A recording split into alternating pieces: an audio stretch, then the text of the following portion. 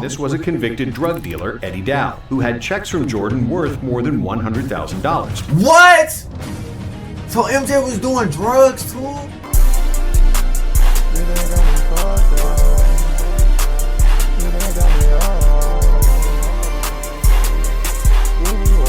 How bad was Michael Jordan at baseball?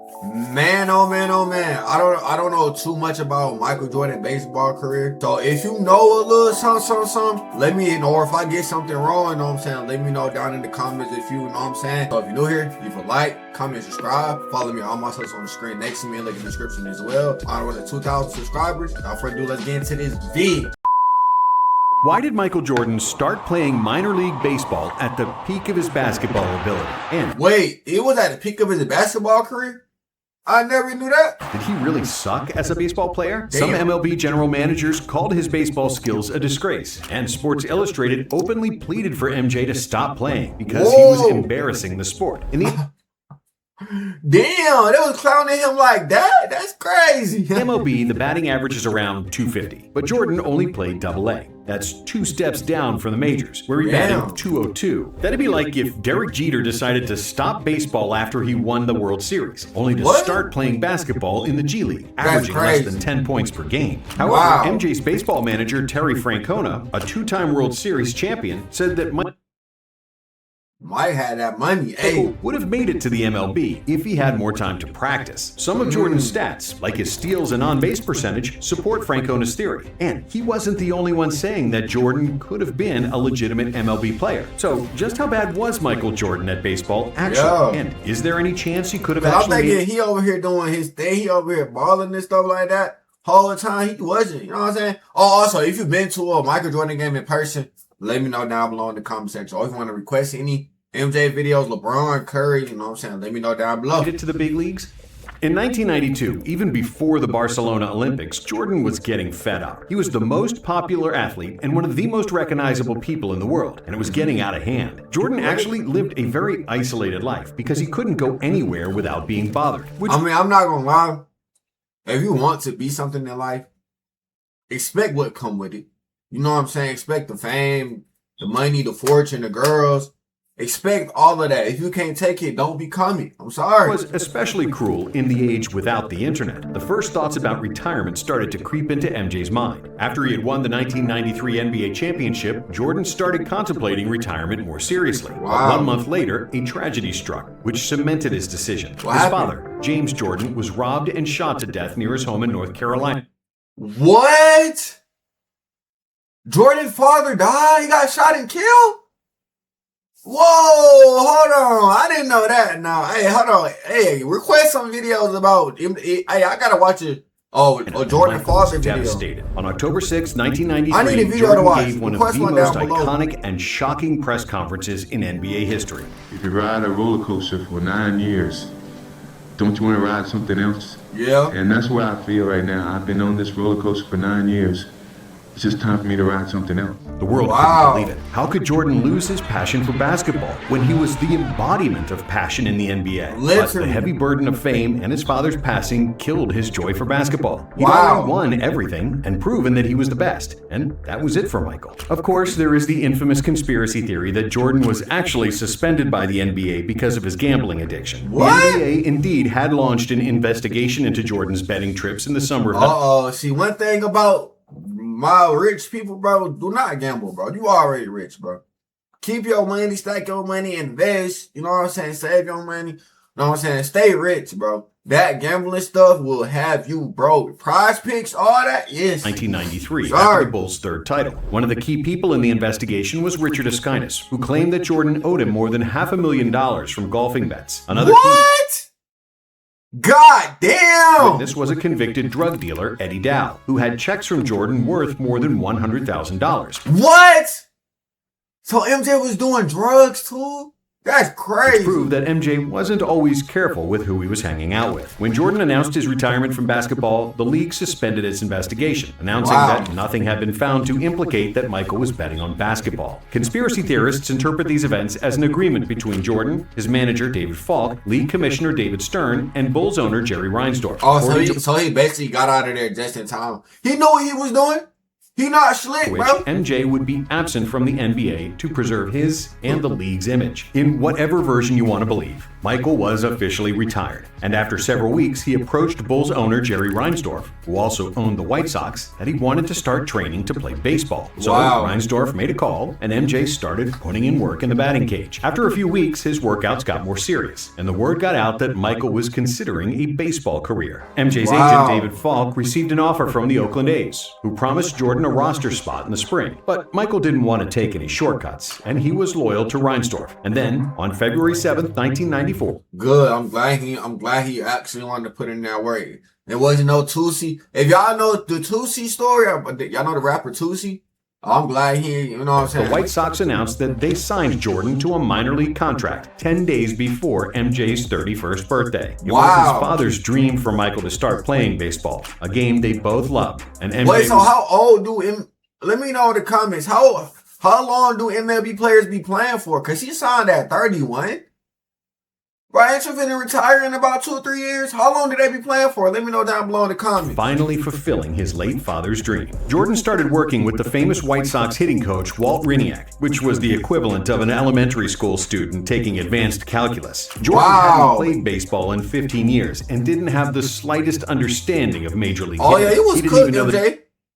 You ain't played baseball in 15 years, bro. It's like me trying to play D1 football at this moment. Like, no fitness, no nothing, bro. Come on, The difference between a 2-seam fastball and a 4-seam fastball. Jordan started slowly in spring training games, which was to be expected because, as they say, the hardest thing to do in sports is hit a baseball. No amount of swings in the cages against a pitching machine or batting practice pitcher could have possibly prepared him for live major league caliber pitchers. However, it wasn't like Jordan. Because I heard that they be throwing I heard them balls be fast. Them pitches when they be throwing them. I know that all my baseball players. Let me know how y'all are y'all pitchers, and do y'all actually have? I know y'all actually got to be in that gym every day at that batting cage every day. Complete fool of himself and couldn't at least hang with the I don't know what he On thought. April 7th, in a Windy City Classic exhibition game against the Cubs at Wrigley Field, Michael went 2 for 5, which was certainly the brightest moment up to that point. Wow. There's another hit. A drive down the third baseline. Michael Jordan has tied up the ball game. But it was clear that he belonged in the minor leagues and that you just can't show up and become an MLB player. I don't think I've proven I can make the team. That's just being honest, but I'm not going to give up. I'm trying to squeeze 5 years into 8 weeks. It just hasn't happened the way I wanted it to. 5 years? Oh, MJ, look, I know you would have go that basketball and all, but 5 years into 8 weeks, that's kind of... Jordan said of his spring training with the White Sox. So he was moved to the Birmingham Barons, who were the White Sox AA affiliate. So they were like, so they was the G team. So how does baseball, you know what I'm saying, what rankings work? Like, I never knew that they had like a AA league. I never knew that. Step down from AAA, where there are a lot of players on the cusp of making the majors, or former MLB guys who are struggling and working their way back up. While most AAA players have major league talent, in the AA, it's more hit or miss. Most pitchers in the lower minors have either a good fastball or a good breaking ball, but not both, and their overall game is not refined. This league was the perfect starting spot for Jordan, who was an elite athlete, but in baseball terms, he was a novice. Like a talented high school freshman trying to play in the NBA. However, Jordan had a few things going in his favor. As Terry Francona put it, it was his ability, aptitude, and work ethic. MJ would spend entire days in the clubhouse with the same maniacal workload that got him to the top of the NBA. I'm not gonna lie, it wasn't for him. You know what I'm saying? You just gotta know when stuff is for you and when stuff not for you. Barry Johnson, former Birmingham Barons relief pitcher, said, "I prided myself on my work ethic and getting to the field and putting in work, and you could not beat him to the field. He was there taking extra batting practice before batting practice. We played our games, and he was the last one there, finishing up with Mike Barnett, our hitting coach. I'm sitting here thinking, from a dollars and cents standpoint, this guy does not need to work this hard." And apart from working like a maniac, Jordan liked hanging out in the clubhouse with his new teammates. Even though he was a 31-year-old multimillionaire among the young 20-year-olds making $850 a month, Jordan wanted to be one of the guys. Wait, so how do MLB players get paid as well? Like $850 a month? I mean, yeah, that's money. That's money, but it's like, damn, bro. 850. Like, goddamn. Humble in trying to learn the sport and never put himself above his team. But I'm pretty sure on it April goes up over 14th, time. wearing number 45, his old number from Laney High School, the 31-year-old rookie made his baseball debut, drawing a crowd of 10,000 people, as well as 130 members of the media. And it was a disappointment. For the night, Jordan went 0 for 3 at the plate in a 10-3 loss to the Chattanooga Lookouts. MJ went hitless in his first 2 official games, but got 2 hits against Knoxville in his third. Okay. By the end of the Barons' opening 6-game homestand, he was batting .250. But ahead of a 13-game road trip, Michael wasn't thrilled about a 12-hour ride in an old beat-up bus. However, he didn't want to impose himself and act like a spoiled star. So he first asked permission to get a modern bus for the team. In the end, he didn't buy a bus, but he worked out a sponsorship deal that secured a $350,000 state-of-the-art bus for the Barons. Okay, that's real, bro, because I ain't gonna count, bro. I know MJ was like, what the hell is this? Like, what? I went from the NBA to riding these nice buses to this. But I'm pretty sure the MLB got better at everything now, obviously. But it's probably like, oh, hell no. Immediately dubbed the vehicle the Jordan Cruiser. And on that first road trip, Jordan took off. He went on a 13-game hitting streak and finished the road trip with a .327 batting average. Okay, MJ. He looked like he could get to the MLB by the end of the year. But as his new hitting coach Mike Barnett said, it was bound to end. I kept waiting for the pitchers to stop challenging him with fastballs and start throwing him breaking balls. And by the end of April, they were. Barnett's predictions proved to be correct. In May, Jordan's batting average was just .165, as he couldn't adapt to different types of pitches. He's attempting to... like you said, the average batting average is .250. So, like...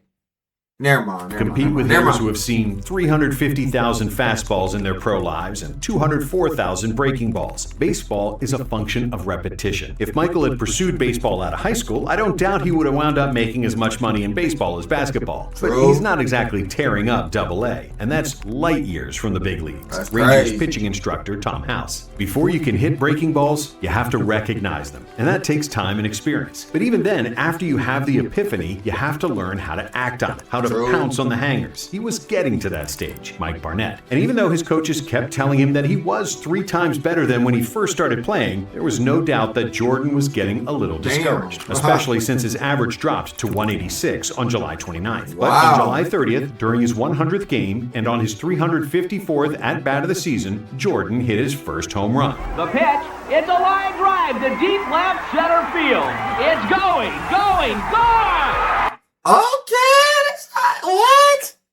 I mean, at least he got the home run experience. You know what I'm saying? So, I mean, hey, with his first professional if he can do a home run, he can do it. As he circled the bases, MJ pointed at the sky, giving his father an early birthday present. James Jordan was born on July 31st, and MJ dedicated the homer to him. It still makes me emotional because I wish he was there to see it, but I know he saw it. On August 8th, Michael hit his second home run, and on August 20th, he hit another one. Okay. It's a fly it's gone.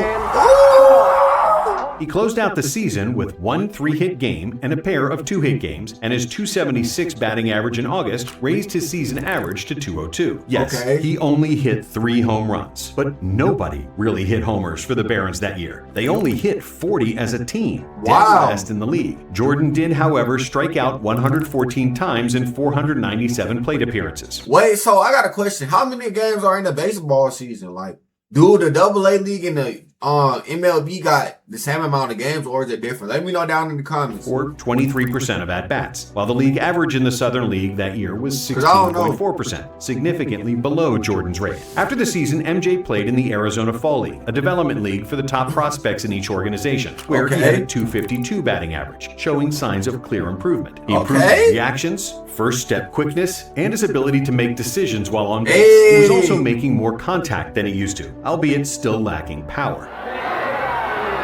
Shallow right center. See, I never knew he was. Honestly, I never knew he played for this team. Like, He played for 2 different teams. It's crazy. And Number 35 and 45. That's hard. However, to show how impressive his progress was in year 1, Mike Trout hit .245 in the AFL in 2011, which was his 3rd pro season. In a vacuum, Jordan's numbers didn't look flattering, but when you count his lack of experience, he was actually far better than you would expect. Jordan showed a knack for driving in runs, a good understanding of the strike zone, stealing bases, and defense in the outfield. But mind you, he's playing against people who been playing that sport their whole life, so for him to be like that, he wasn't that bad. More experience. He needed at-bats to see more types of pitches. And while his 23% strikeout rate doesn't look that bad by modern standards, bear in mind that he wasn't hitting the ball with power, as he was just trying to survive and make any sort of contact with the bat. And the biggest reason for this was his body. The physical demands of baseball and basketball are so different that it's extremely difficult to play both at a high level. In basketball, long arms and legs are valued tools to help you block shots, clog passing lanes on defense,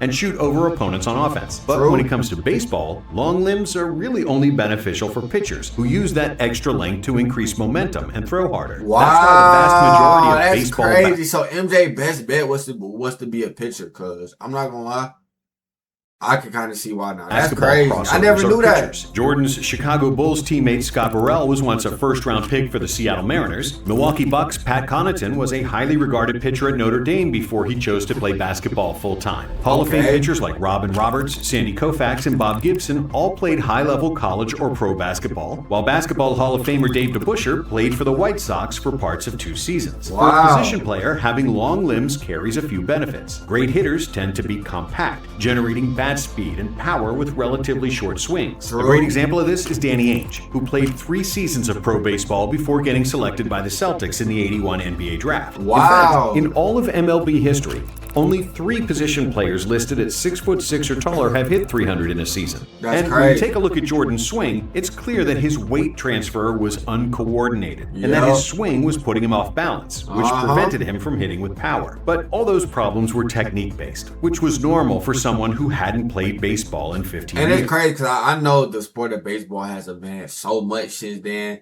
Like, I'm pretty sure if Jordan was to play that today, he would have probably been cooked. Despite a tumultuous first season, Jordan, being Jordan, vowed to take the offseason super seriously and continue his baseball career. He truly fell in love with the sport and was determined to make the major league. But unfortunately for all baseball fans, and thankfully for all basketball fans, Jordan's time with the bat would soon come to an end. And it had nothing to do with him. Well, it is now official. No more regular season, no extended version of the playoffs, and for the first time since 1904, no World Series, Brendan. Due to the longest strike in MLB history, during which the entire 1994 postseason and the World Series had been canceled, spring training in 1995 opened without the major league players. That's crazy. They out here canceling the World Series, bro.